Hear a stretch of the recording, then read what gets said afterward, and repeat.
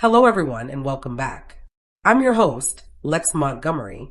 Today's story is one that will completely shake the 90-Day Fiancé world.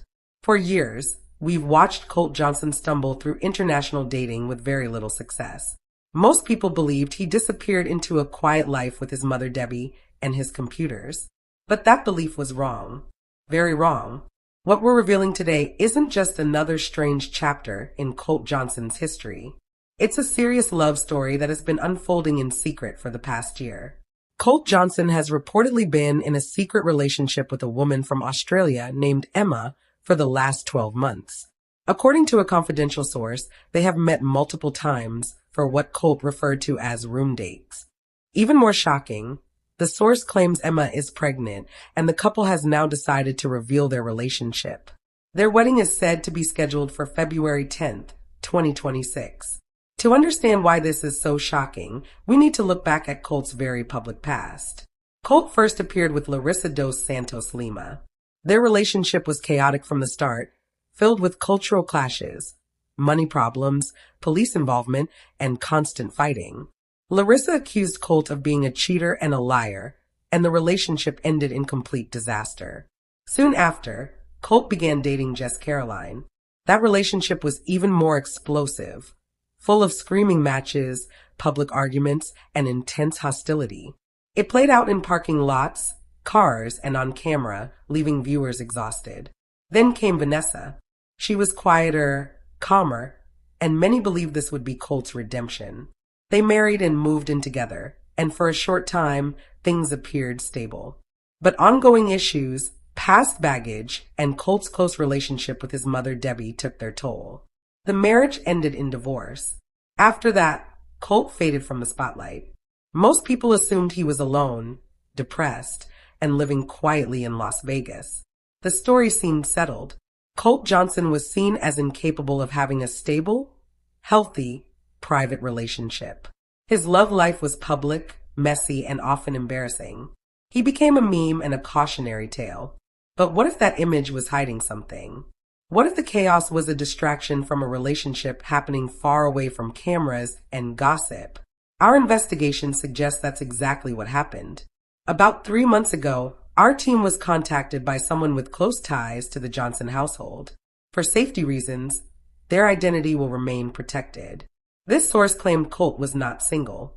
He had been in a serious long-distance relationship for nearly a year, starting around last spring. At the time, everyone thought Colt was just depressed after his divorce from Vanessa.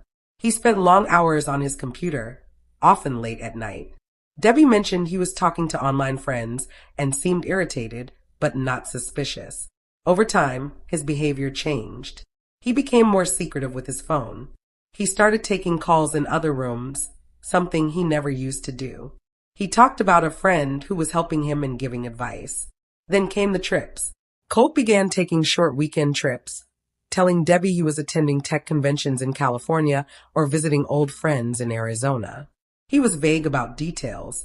One day, the source accidentally saw a flight confirmation email left open on Colt's computer. It wasn't for California. It showed a flight from Los Angeles with a connecting flight to Sydney, Australia. At first, the source brushed it off, thinking Colt just wanted privacy. But the pattern continued. The late-night computer sessions increased. Colt seemed happier, lighter, but also very protective of this new mood. One night, the source overheard Colt on a video call. His door was slightly open. He wasn't speaking English. He used a soft, gentle tone the source had never heard before. He said things like, "I wish you were here," and "I can't wait for our next room date." The phrase room date stood out. Later, the source heard a name whispered through the door, Emma. There were conversations about time zones, a 17-hour difference, and visa paperwork, but not a K-1 visa. The biggest revelation came during a heated argument between Colt and Debbie about a month ago. Debbie was crying, asking how he could be so irresponsible and questioning what this Emma woman wanted. Colt yelled back that the relationship was real, that they were in love, and that they were getting married. He said, "The baby changes everything. Mom, we have to come clean." That moment confirmed it wasn't just a secret girlfriend. This was a life-changing situation. Using this information, our team began digging deeper. We searched for digital footprints. Colt's social media was inactive, so we focused on follower lists, gaming platforms, and forums he frequented. We found a private Instagram account under the name Emma that followed Colt, several 90-Day Fiancé fan pages, and multiple Australian travel and visa accounts. We also discovered something on a gaming Discord server where Colt uses the username Las Vegas. Over months of chat logs, he frequently played with a user named Emma. Their gaming times lined up with early mornings in Las Vegas, which would be evenings in Sydney. Their conversations were casual but consistent, suggesting a close connection. The most unexpected clue came from Debbie herself. In a past comment, Debbie showed off a rose bush Colt bought her for Mother's Day. She mentioned it was an Australian variety called Pink Sunshine and joked about Colt suddenly being very interested in Australian things.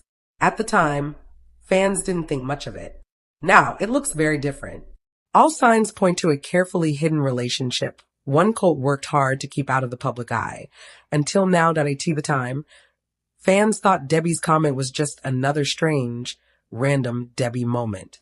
But looking back, an Australian rose bush and Colt's sudden interest in Australian things weren't random at all. They were breadcrumbs. Our source then gave us one of the most important pieces of evidence, a screenshot from a delivery app on Colt's phone. The order was from a few months ago. It was for 2 pizzas, garlic bread, and a chocolate dessert from a restaurant near his house. The delivery instructions read, "Please leave at door. Do not ring bell. On a video date with my girlfriend in Australia. Don't want to interrupt. Thanks." There it was.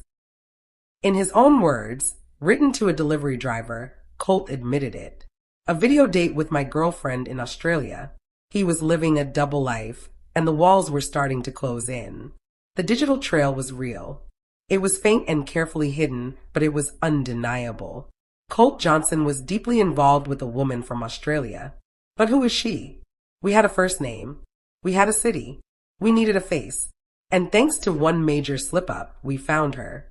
Her name is Emma. Emma Connolly. She is 28 years old, a graphic designer from the Northern Beaches area of Sydney, Australia. According to our source and our own research, Emma is not what anyone would expect for Colt. She's creative, independent, sharp-witted, and most surprisingly, seemingly normal. She has no visible interest in fame. She has a small, close group of friends and lived a quiet life until recently. So how did they meet? Not on a dating app. Our investigation shows they met in the comment section of a popular tech review YouTube channel. They were arguing about the same brand of wireless headphones. It was a modern digital meet-cute. That argument turned into private messages. The messages turned into texting. The texting turned into long video calls that lasted for hours. Our source says Colt was drawn to Emma because she didn't know who he was. She had never seen 90-Day Fiancé. She liked him for his personality, his humor, and his intelligence, sides of Colt the public rarely saw. For Emma, Colt felt different from the dating scene in Sydney. He was attentive, thoughtful, and genuinely interested in her life and her work, even from thousands of miles away. But how did they keep it secret? The answer is simple and complicated at the same time: extreme caution. They used encrypted messaging apps like Signal. They created private photo albums under fake names. They never posted about each other online. And they created a ritual they called room dates. A room date was their version of going out together. They would order similar takeout meals at the same time. They'd watch the same movie on Netflix using a browser extension to sync their screens. They played online games together, building a shared digital world. This went on for months. It was a fully committed emotional relationship carried out through screens, whispered conversations, and late-night calls after Debbie had gone to bed. But digital love can only go so far. Eventually, they needed to meet in person. And that's when the real danger and the real proof began. Keeping a secret relationship in the same house is one thing. Keeping one across the Pacific Ocean is much harder. It takes planning, money, and believable cover stories. According to our source, Colt and Emma managed not one, but 3 secret meetups over the past year. The first meeting happened last summer. Emma used her vacation time and flew to the United States, but not to Las Vegas. That was too close to Debbie. Instead, she flew into Los Angeles. Colt told Debbie he was attending a 3-day networking seminar for tech professionals in Anaheim. It was vague, boring, and believable. They spent 3 days together at a mid-range hotel near LAX. Our source provided credit card statements showing charges for the hotel, restaurant meals, and one very telling charge, the Getty Museum. This wasn't a quick hookup. This was a real date. Colt returned home sunburned and happy. He told Debbie the seminar had been outdoors and gave her a generic souvenir keychain. The secret held. The second meeting was even bolder. They met halfway in Honolulu, Hawaii. It was romantic, but also crowded with tourists, making it easy to blend in. This time, Colt told Debbie he had won a free weekend trip for 2 through a tech raffle. He said he was taking a male co-worker, knowing Debbie wouldn't ask many questions about a trip with another man. Our team obtained flight records. We found an Emma Connolly booked on a flight from Sydney to Honolulu that matched the dates exactly. We also found a Colt Johnson booked on a separate flight from Las Vegas to Honolulu for the same weekend. The source provided one grainy photo from the trip. It appears to be a selfie taken at a restaurant. Colt's arm is around a woman's shoulder. Her face is turned away, but her long blonde hair and a small Sydney Opera House tattoo on her wrist are visible. On its own, the photo isn't conclusive, but combined with everything else, it's devastating. The third meeting was the most dangerous of all. Emma came to Las Vegas. This is where our source says Colt made his first serious mistake. Colt told Debbie that an old friend from Brazil was visiting and that he was showing them around the city. Debbie, already cautious from past experiences, was suspicious. According to the source, she questioned why Colt was being so secretive about this friend. The mistake happened when Debbie said she wanted to cook a special dinner and asked for the friend's name. Flustered, Colt blurted out the first name that came to mind. Anna. He claimed his friend's name was Anna. Why Anna? No one knows. But that random choice would later become central to this entire story. For that weekend, Emma was Anna. She never came to the house. Colt booked a room at a casino hotel on the Strip, far away from his suburban neighborhood. They finally had a real room date in an actual room, but the lie was becoming impossible to manage. The web was tightening, and it was close to collapsing. After the stressful Las Vegas visit, Colt and Emma returned to their digital routine. But something had changed. Our source noticed that Emma sounded quieter during calls. She seemed anxious. Colt became more withdrawn and even more protective of his privacy. Then, about 6 weeks ago, the video calls stopped for several days. Colt was visibly agitated. And that's when everything began to unravel. For several days, Colt barely slept. Our source says he paced the house, checking his phone constantly, jumping whenever it buzzed. Debbie noticed the change immediately. She asked what was wrong. Colt brushed her off, saying it was stress. Work, nothing serious. But it was serious. When the video calls finally resumed, they were different. Shorter, quieter. There was tension. The warmth that once defined their conversations had been replaced with long pauses and careful words. Then came the call that changed everything. According to our source, Colt received it late at night. Debbie was already asleep. Colt stepped outside into the backyard, whispering urgently. He stayed on the phone for nearly an hour. When he came back inside, he looked pale, shaken. He sat at the kitchen table, staring at nothing. That was the night Colt learned Emma was pregnant. The timeline matched perfectly. The Las Vegas visit, the stress afterward, the sudden distance. Everything made sense. For Colt, this wasn't just emotional anymore. It was permanent. Over the next few days, Colt and Emma talked constantly. Not about games or movies or room dates. They talked about responsibility, about the future, about whether this child would grow up knowing both parents. Emma, according to our source, was terrified. She had never planned to have a child under these circumstances. She lived in another country. She had a career, a quiet life, and now everything was upside down. Colt, on the other hand, became focused, determined. He told Emma he would step up.